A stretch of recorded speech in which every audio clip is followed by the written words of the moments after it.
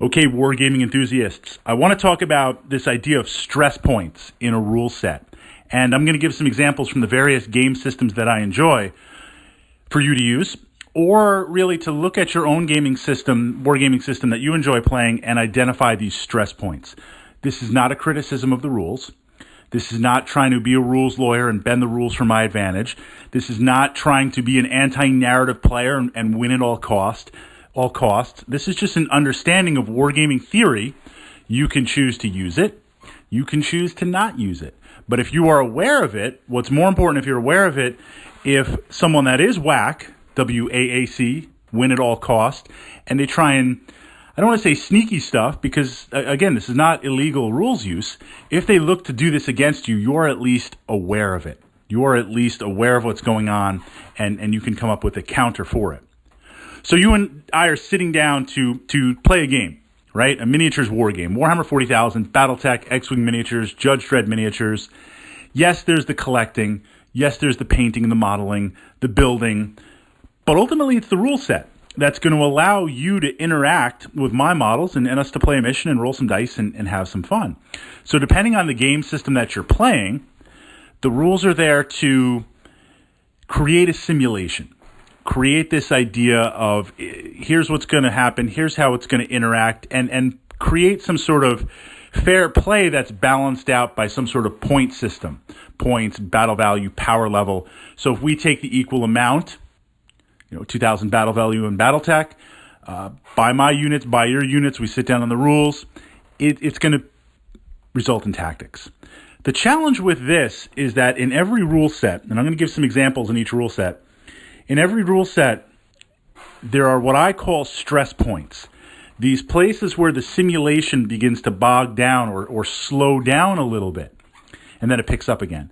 If you can identify these stress points and put a little more model pressure, a little more dice pressure on it, whether it's dice or cards, whatever in your wargaming system is used to decide the outcome of something, then you can break it. And by breaking it, it will allow you an advantage over your opponent in terms of the rules. The rules will work in your favor. Let's dive into some examples here. X-Wing miniatures. Love the game. Love the narrative. I love flying the Imperial Navy, playing the good guys there, doing that. Fantastic ships, TIE Swarm. The problem with X-Wing miniatures is that the gaming table, the gaming size, the standard gaming mat that is used in tournaments and used in most games, and that's suggested in the rules, is way too small. It is way too small for 99% of the pieces out there that are always moving for something that should have height elevation up and down, which I'm glad X-Wing doesn't because that would be crazy to track. By artificially restricting ourselves onto a small board, what this means is that speed doesn't count as much. Maneuverability is a little more important. Now, if you've played some big narrative games, I love big narrative games where we take 2 or 3 40K tables, lay them out, like really, really long tables.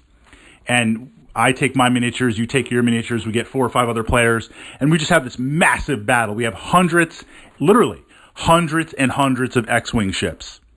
2 or 3 Corellian corvettes. We've got 2 or 3 baby Star Destroyers. We've got some scum and villainy in there, and a massive battle. You can play that in a big table. But again, going back to the standard gaming table of X-Wing miniatures, essentially it's I move forward, I get to the other side, I loop back around. Or if I'm going to significantly turn, I need to be on the right or the left side of the table to make that full turn. If I make that full turn in the center, it's going to be harder for me to bank around. I'm not going to have the firing arc. You begin to realize that speed isn't as important, and you can begin to easily predict where the ships are going to go based on what you're flying, based on their physical location on the table. If I'm playing an A-Wing, I just can't zoom off, boost, speed 5, range ruler 5, like 6 or 7 turns. I'll be off the board like 5 or 6 times. So what that means is if you can focus on getting rerolls, converting hits into crits, reducing pilot skills so you strike first, or increasing pilot skills so you strike first, multiple munitions that can hit different things, dropping bombs where players are going, suddenly your opponent does the work for you. So the stress point, one of the stress points in X-Wing miniatures is the artificial limitation of the gaming table. And honestly, I love the game. We need that. One of the draws about X-Wing miniatures is it plays fast, it plays furious. You throw down 4, 5, 6 ships, you roll some dice, you blow some stuff up, you have some fun. You can get in an average gaming evening, 3, 4, 5 hours of gaming, a day of gaming. I can get in half a dozen games, which is good. So when I screw up 2 or 3 games really bad, I can at least get some revenge. One of the things that vexes me tremendously with some gaming systems that are a little more complex is if I lose, I got to think about it all week. I got to wait for revenge till next week. Depending on who I'm playing, I then get like these random annoying texts and other reminders that I lost all week, and I have to deal with that. So I like gaming systems that allow me to play a couple of games to at least, even if I lose 4 games of the evening, if I can win that last game, at least I feel like some sort of dignity has been preserved, some sort of wargaming dignity there. X-Wing plays fast, it plays furious, it's good. Warhammer 40,000. The stress point for Warhammer 40,000, a lot of people focus on the rules and balance. Games Workshop cannot balance a game. They've had 30-something years to make 40K balanced. It's never going to happen. A, I believe because they're incapable of doing it, because they don't have enough to write rules. But 2, they sell, and I love 40K. I love it, but it's an excuse to use your models in your collection. It's not a true war game in that we're taking a rule set first and then we're going to have models second. Games Workshop from back in the day when it was Rogue Trader, 1988.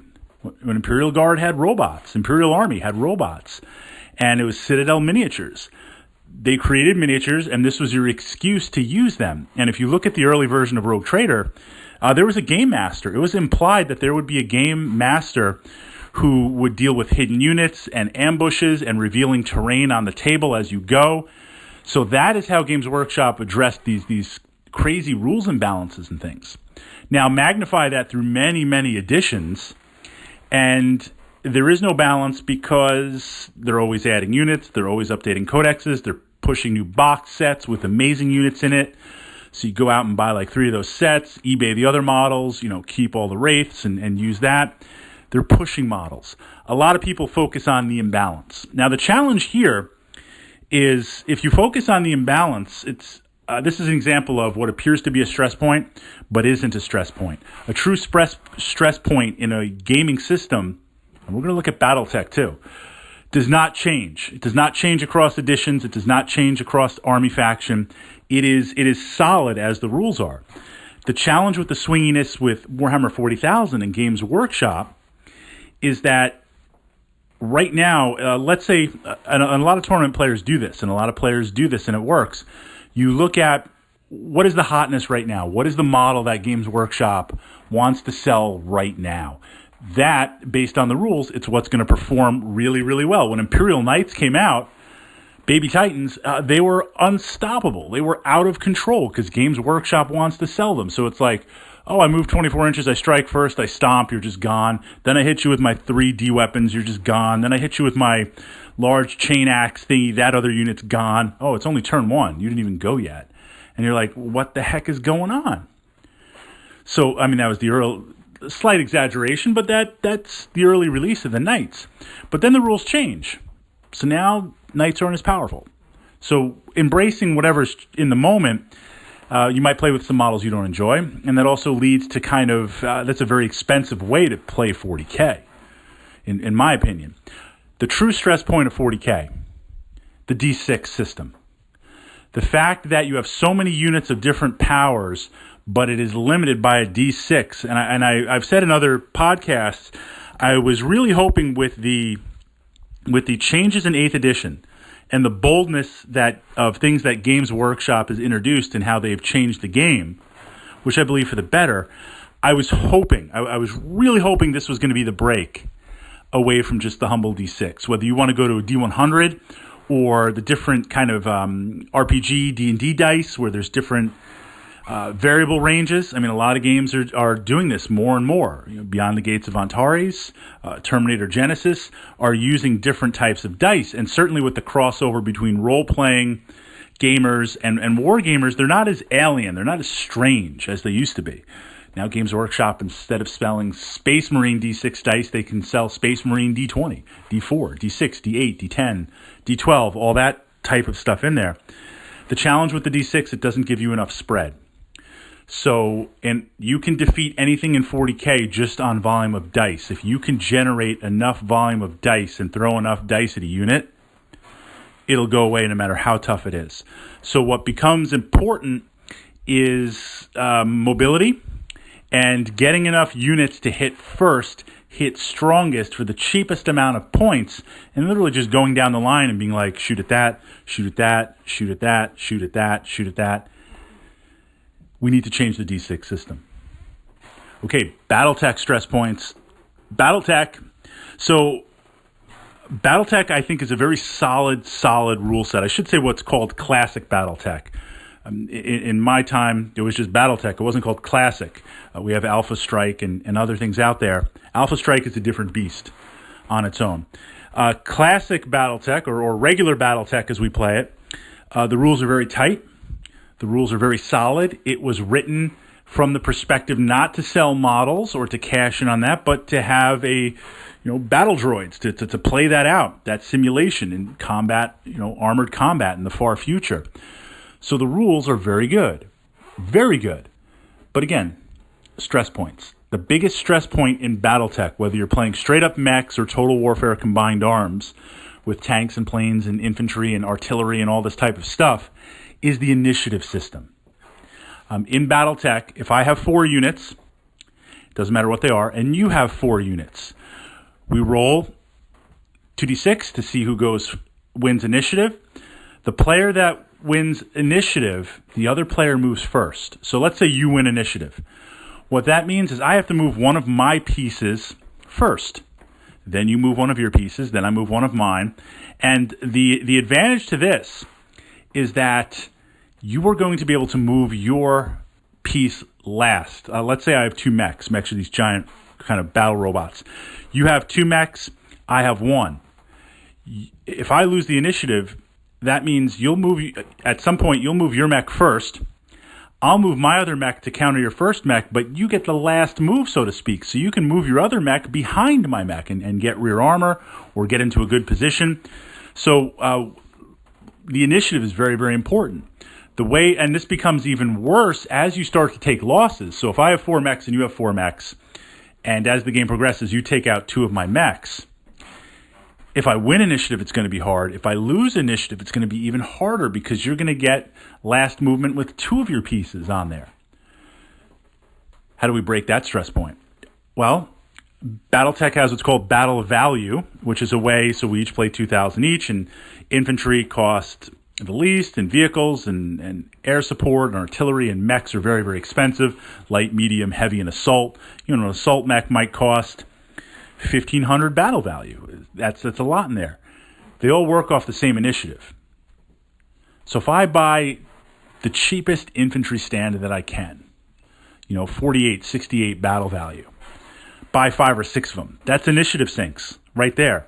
If I lose initiative and I don't want to move my key pieces first, I just move the infantry. And by move, I just activate. I don't have to necessarily move them.